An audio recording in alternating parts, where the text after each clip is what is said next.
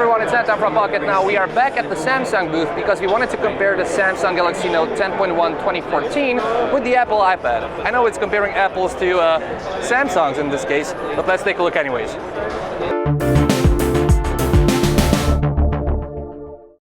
So probably the first and biggest difference between these two tablets, not necessarily these two models, but the concept behind these, is that Apple intends you to use the iPad in a portrait orientation, while the Samsung Galaxy Note and Samsung's intention is for you to use it in a landscape layout.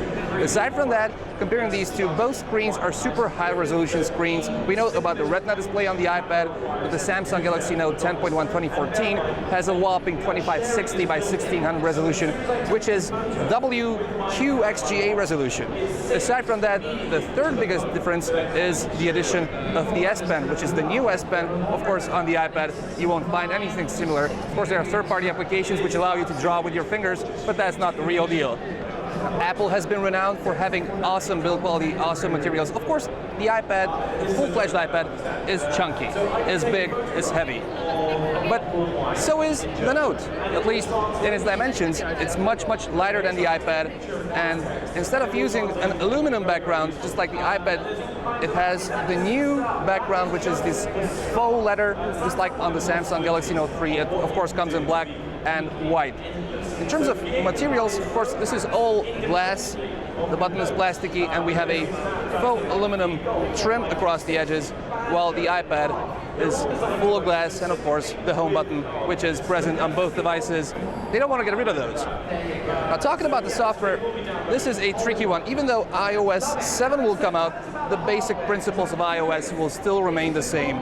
We'll have a huge list of icons, which will most probably remind you of the application drawer on Android. Of course, you can create your own folders and you can arrange and organize stuff. But aside from that, and the addition of the notification tray, iOS is, let's face it, boring. However, Android has its widgets and you can customize it to your heart's content. The key to the Samsung Galaxy Note 10.1 2014 is the S Pen, and as it was mentioned, it is the key to unlock the tablet and the entire application suite. Try to demonstrate Air Command right there, which you can pull up like this, and of course you have shortcuts for Action Menu, Scrapbooker, Screen Write, Search for S-Finder, and the pen window, and everything can be, of course, navigated with the use of the S Pen. Of course, the back buttons are now capacitive. You no longer have to switch from your S Pen to your finger to do that.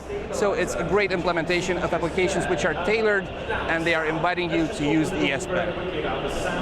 Even though you can't really compare the specifications on paper of these two tablets, the Samsung tablet just kills the iPad in terms of raw horsepower. It oftentimes lags a little bit, especially when turning it into a other orientation. You'll have to wait a couple of good seconds for it to actually react. Even though you should do this all day long, it will still take like 2 or 3 seconds to rotate. And it's these little things which are a little bit annoying, not necessarily about Android itself, because Jelly Bean is fast. It's the implementation of the applications done by Samsung, while as the iPad, whatever you decide to do with it, launch applications, get back to your home screen. We don't want Wi-Fi. Go into your settings, go back. You can't bug it down, really. It's a fast operating system, and that's really the key to Apple's devices. So this was a very short and quick look at the Samsung Galaxy Tab 10.1 2014 and the Apple iPad. The Apple iPad will receive a refresh soon. iOS 7 should be out soon. If you're into S Pen, take the Note. If you're into the Apple ecosystem, take the iPad. I've been Anton Dina, Michael Fisher behind the camera, Samsung booth, IFA 2013. Thank you very much for watching.